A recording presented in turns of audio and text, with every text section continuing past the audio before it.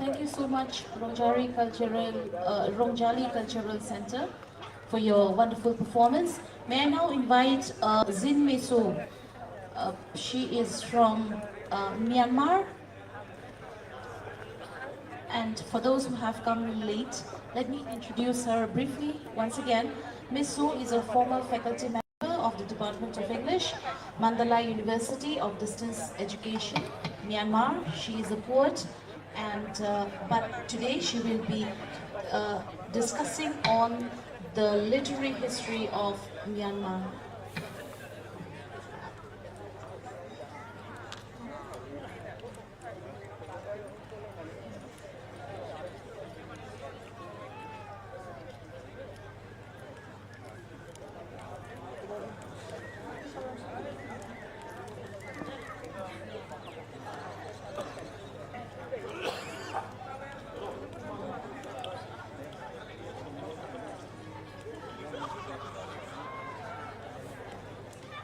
Kulumbai, Mingalawa.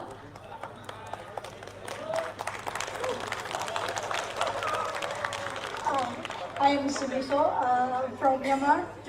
It's really great honor to be with you all, and thank you very much for inviting this valuable literature festival. In this festival, I would like to share about the brief history of Myanmar literature. And we already know that literature is one of the cultural elements, and that is really one of the precious themes that reflect the value of particular society. Through the literature, we can see humanities, and it allows us better to understand one each other. Before I directly go to the brief history of Myanmar literature, I would like to introduce brief about my country. My country, Myanmar, is one of the countries which belongs to our own language, own culture, own styles of our literature, and our own script. And my country with a shape of kite and a long tail, which is located in the western portion of mainland Southeast Asia, is my country, Myanmar. It is second largest country in Southeast Asia and border with China, Laos, Thailand, the Andaman Sea and Bay of Bengal, Bangladesh, and finally India. Okay, if we look back Myanmar literature, we have to start from the 11th century. It was the time of First Empire Pagan dynasty. Because one of the famous author, his name is Professor Upe Mountain, he said that Myanmar Asal Chao Saga. That means the earliest form of Burmese literature can be found in the stone inscription. According to the historical record, the Myazedi stone inscription is the earliest extant specimen of Burmese literature. It is a four-sided stone inscription executed in AD 1113. It was 11th century. It was written by Prince Raja Kumara. He was written for his dying father, King Chansita, and in this stone inscription, it was written by four languages: Myanmar, Pyu, Mo, and Pali. This is the photo of Myazedi inscription. The left side is the photo show of the earliest form of Myanmar language, and the right side photo is the four-sided face of stone inscription, Myazedi inscription. I show some sentence from that stone inscription. I read out in my language. Thome I pe maya tiao toga, tri loka wanantaka te wini. Thope maya ta tamule yaza kumar ni. Thome ka chongtong yuati pe maya a pe. That means he introduced his wife, his mother, and his names. And then if we look at that written style, it was so short. Sentence style is short, and they was written in verse. So, according to the historical record, we found only the vase of the stone inscription, but we didn't find the poetry. But when we reached in the second dynasty, Penya dynasty, we found an early form of poetry. That means we call it Kajin poetry, and it is a war poem. It was written by a king. And then one of the famous Kajin poem is Mia San Shui Bi, Mian Zai Shui Bi, and it was written by King Ngazi Xin Zhozhuan. I would like to show a video clip of that poem.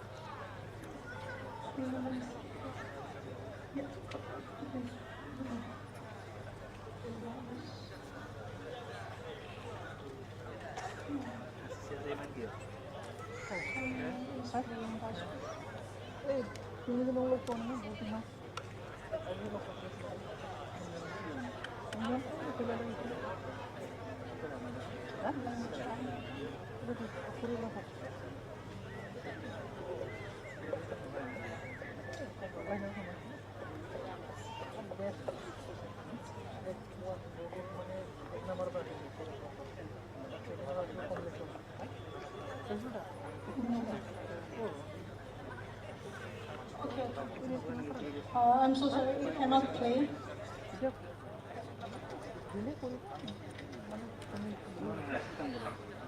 And then, as literature grew more liberal and secular, poetry became the most popular form of literature in Myanmar. One the time during 1400, four primary genres of poetry had emerged. They are Pyo, Lingka, Mogon, and Injing. And during Ilwa dynasty, monks are also very influenced in developing Burmese literature. For example, Shen Odama Jo was famous for his epic verses called Tola. Tola, it means the natural beauty of seasons, forests, and travel.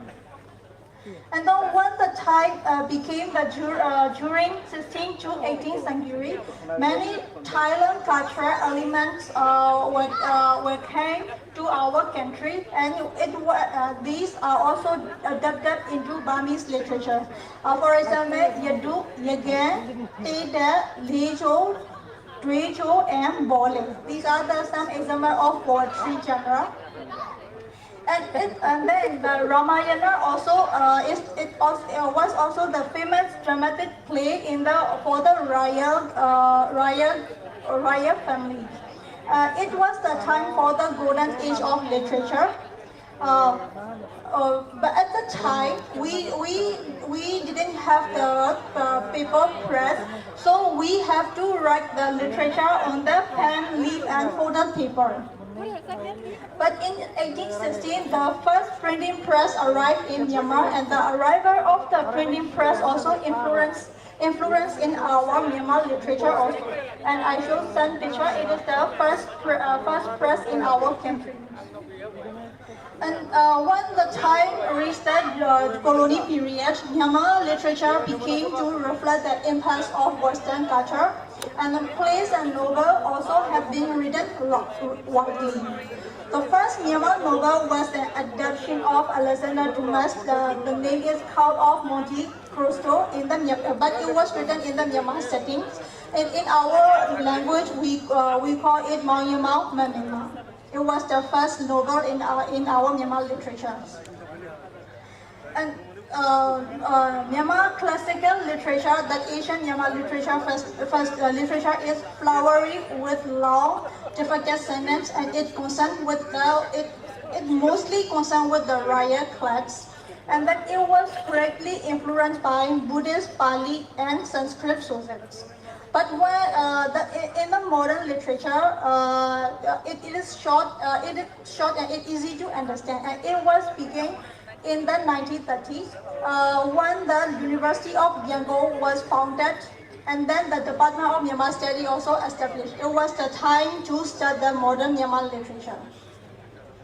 And then a new development of Myanmar literature is also known as Kisan movement.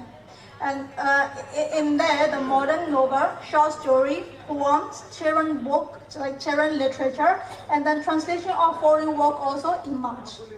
And then some popular fiction consist of most of the popular fiction are romance work. And then the teacher is our great model Myanmar literature father. His name is Utuka.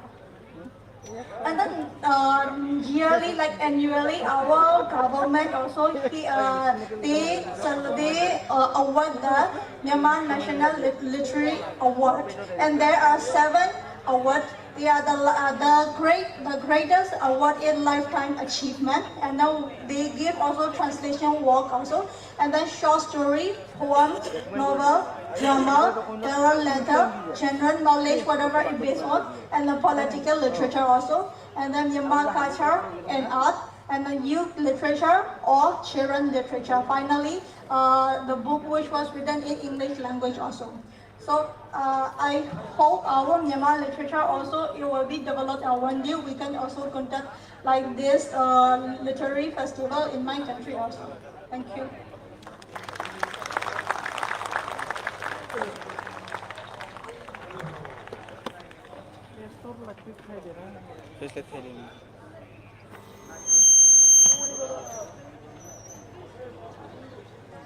Thank you so much, Ms. Zin Mesu.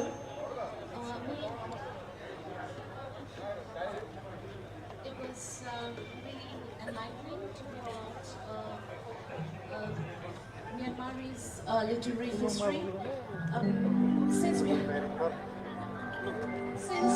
we don't have much time left, so we have to wind up at 5:15. I'm told by the coordinators. Would you like to put a question if there is any question?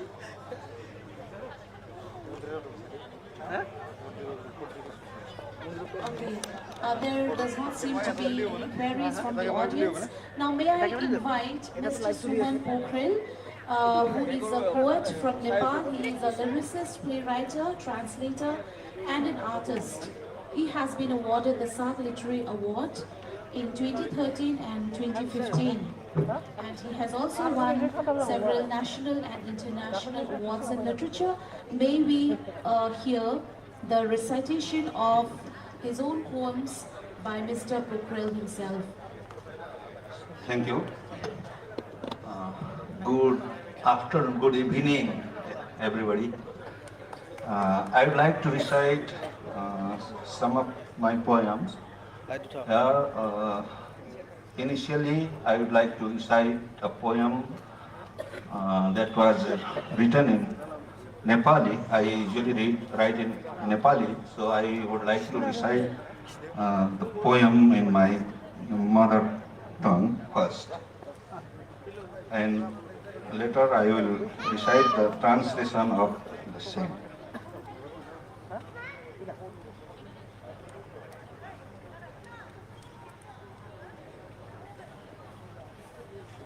The title of the poem is in Nepali, Timi Jasari Cheu. यहाँ नेपाली बुझ्ने कोही हुनुहुन्छ? हजुर, thank you.